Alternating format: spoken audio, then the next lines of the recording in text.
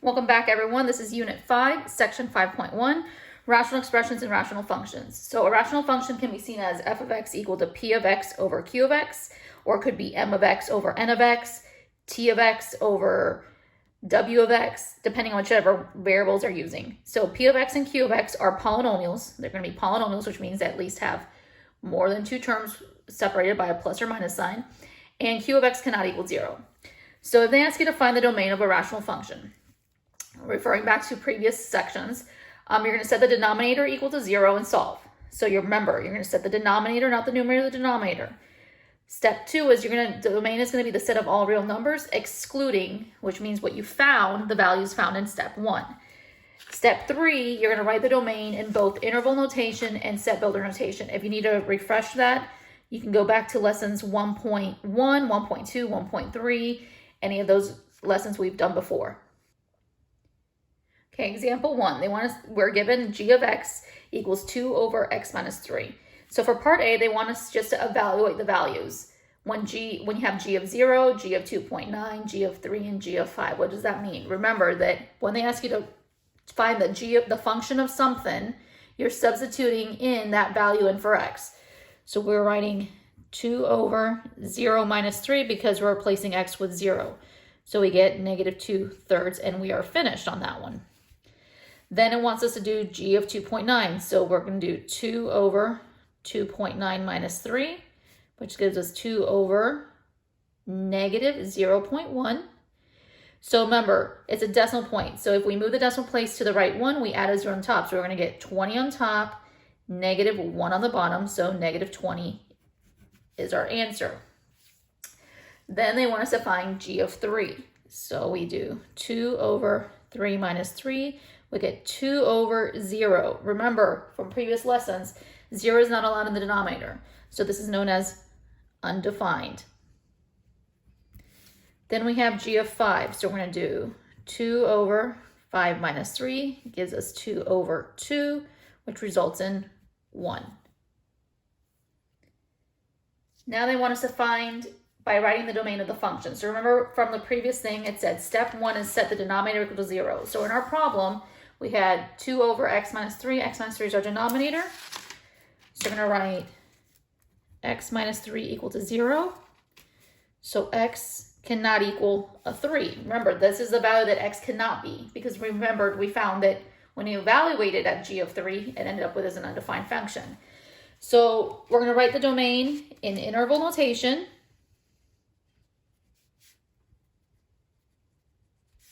And then set builder. Remember, interval notation means think of it as being on a number line. So if we were to sketch this on a number line, here's 0, here's 3. 3 is where it is undefined, which means I can be any number to the right of 3 and any number to the left of 3. So our interval notation would be negative infinity to 3 union 3 to infinity. Remember to use parentheses because 3 is excluded, it's not included. We would use brackets if we were including the value, but since we're excluding the value, you're going to use parentheses. Set builder notation, you're going to use a set symbol. And since it's a variable x, we're going to write x, the line, which means if and only if. And since x cannot equal 3, you're just going to write x does not equal 3 and close it. So this will be our set builder notation. Example 2 says find the domain, use interval notation, set builder notation. So we're looking at the first part A, f of x equals x plus 4 over 2x squared minus 11x plus 5. Remember, it's the denominator is what we're looking at. So we're going to set 2x squared minus 11x plus 5, set that equal to 0. And we're going to refer back to our unit 4, which we were doing factoring. So we're going to do Columbian method. First position is the 2x, the coefficient, and then it's the 2 times the 5, which gave us 10, and needs to add to negative 11. Well, in order to get negative 11, I can only use 10 and 1, because 10 plus 1 gives you 11, and if both of them are negative, then you get your negative 11. So you're going to write negative 10, negative 1, reduce this by 2, so we get x minus 5 in the first parentheses, 2x minus 1 in the second one equal to 0. So referring to 4.8 notes, I said if it's negative on the inside, it comes out positive. If you have a number attached to the variable, this is the numerator, the coefficient variable is the denominator. So we have x equals 1/2. So 5 and 1/2 are the values that we cannot be. These are our exclusions. So now on a domain, on a number line, if we're going to do set builder, I'm going to draw this on a number line. Here's 0, here's my 1/2, here's my 5 rough sketch. Remember, these are where we cannot exist. So every number to the right of it, every number in between, every number to the left. So for our interval notation, we're going to go from -infinity up to the 1/2, close it, union, in between the 1/2 to the 5, close it, union, from the 5 to +infinity. So there's our interval. Set builder,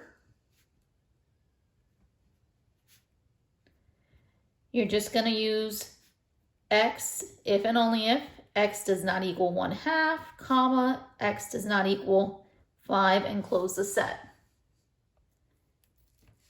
Part B says g of x equals x over x squared plus 4. Again, we're going to take x squared plus 4, set equal to 0.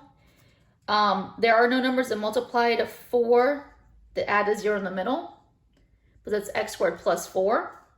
So it means if I plug in a negative number, for a chance, if I plug in -1 squared, I get 1 plus 4 and I get to 5. If I plug in a +1 squared, I also get to 5. So my number never goes to 0. I will never get to 0. So on this one, because we can never get to 0, your interval notation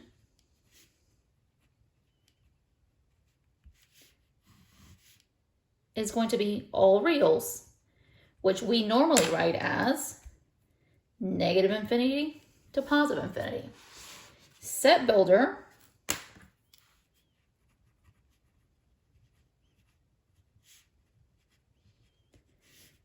you're going to write the symbol and then write x if and only if x is all reals, because there is no break.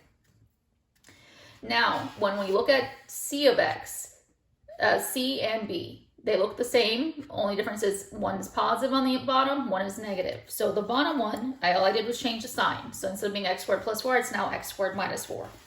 When you take the bottom and set it equal to 0, x squared minus 4 equal to 0. This is actually two terms, minus sign, even exponent, difference of squares. Now we're seeing difference of squares. So we have x plus 2, x minus 2 equals 0.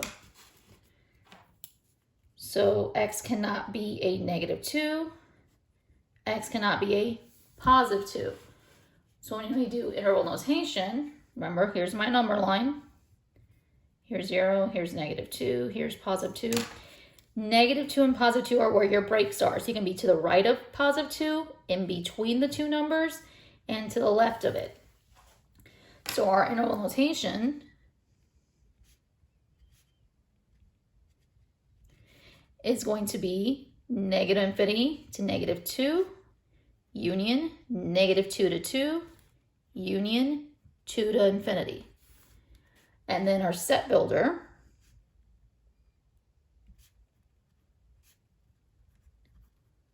is going to be x if and only if x does not equal positive and -2. You can combine the two here at this point. Example 3, they want us to first find the domain and then simplify. So they gave us a problem, 2x cubed plus 12x squared plus 16x, and we're dividing that by 6x plus 24. Do not start long division because it says find the domain. So the first thing we're going to do is going to set your denominator equal to 0. 6x plus 24 equal to 0. 6x equals -24. X equals -4. So x cannot be -4. So there's our domain. So our domain in interval notation is going to be -infinity, -4, union, -4 to infinity, because that's the only value it cannot be. So I can be every number to the left of it, every number to the right of it. And set builder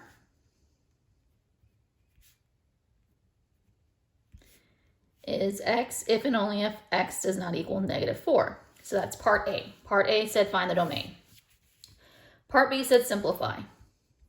Okay, in order to simplify, we need to factor. So I'm looking at my numerator line first. So we see 2x cubed plus 12x squared plus 16x. So in order to simplify, I need to factor. First thing I notice, 2, 12, and 16, they're all even numbers. So I can divide out of 2, factor out of 2, and they all have an x in common. So I'm taking out a GCF. First thing I did is took a GCF out. So I have 2x, x squared plus 6x plus 8. Now, when I look at this portion, numbers that multiply to 8 that can add to 6 has to multiply to 8 and add to 6. Well, 4 and 2. They multiply to 8 and they add to 6. So still have 2x. This is x plus 4, x plus 2. That's my numerator line. The denominator line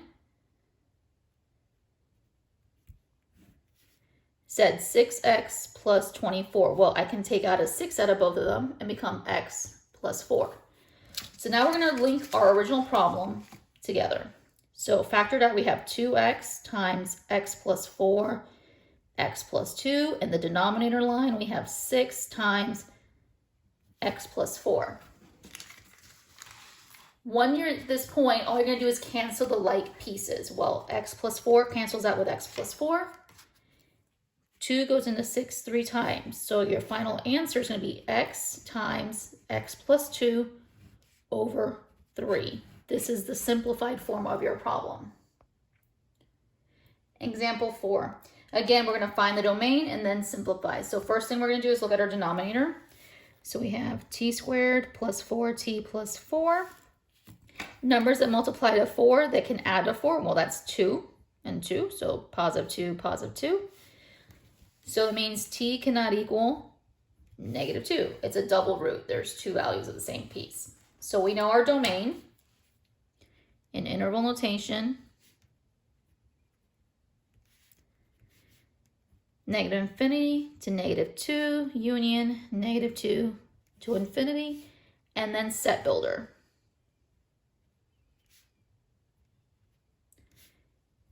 X if and only if t, in this instance actually, it's going to be a t value, does not equal -2. So make sure the units match. So if it's a variable t, you're going to use a t. If it's a s, you're going to use an s, and a, you're going to use an a.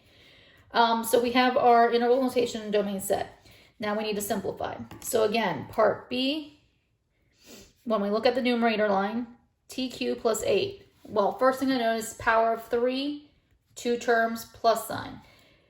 We're looking at sum of cubes. So you're going to rewrite this as t, with the parentheses, raised to the power of 3, and a number raised to the power of 3 that gives us 8 is a 2. So when we're using sum of cubes, remember, that's a cubed plus b cubed, which has a pattern. A plus b, a squared minus ab plus b squared, which is back from the last unit. So here's our a value, here's the b value. So our numerator line breaks down into t plus 2, t squared minus 2t plus 4. So if I was to replace a here, t in here becomes t squared, a and b, t and 2 makes 2t, b squared, so 2 squared is our 4. There's our numerator line. We've already factored our denominator line, so now let's group our pieces together. So we're going to say t plus 2, t squared minus 2t plus 4 over t plus 2, t plus 2, because that's what we factored out when we did our factoring here to find our values. A pair of t plus 2's cancels out, and we're left with t squared minus 2t plus 4 sitting on top of t plus 2.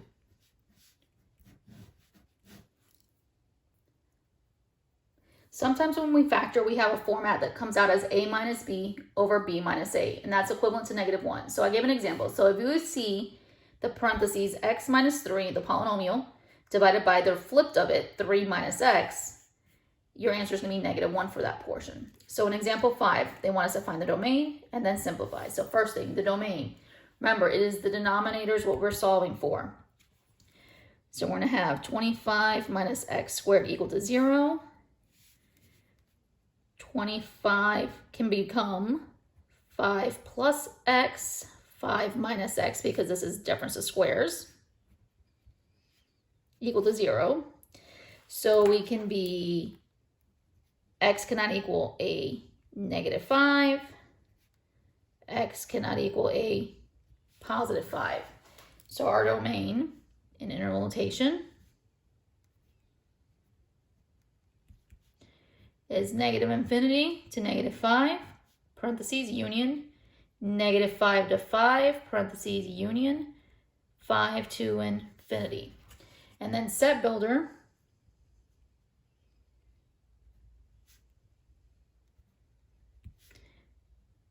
in this instance, it's x as x if and only if x does not equal positive and -5. So we have the denominator factored out. So now let's look at our pieces. We had originally numerator line is x minus 5, didn't break down. And then we saw 5 plus x, 5 minus x. So remember what I said. If you see a minus b, b minus a, here they are the same. That portion cancels out, becoming -1 in the numerator line. We have 5 plus x in the denominator line. So sometimes we may see it written like this. -1 over 5 plus x. You could also see it written as -1 over x plus 5. They reordered it. Also, sometimes you may see it where they distributed the negative sign to the denominator line. So you might also see it as +1 over, if I move the negative down, I'm -x, -5, no, -x,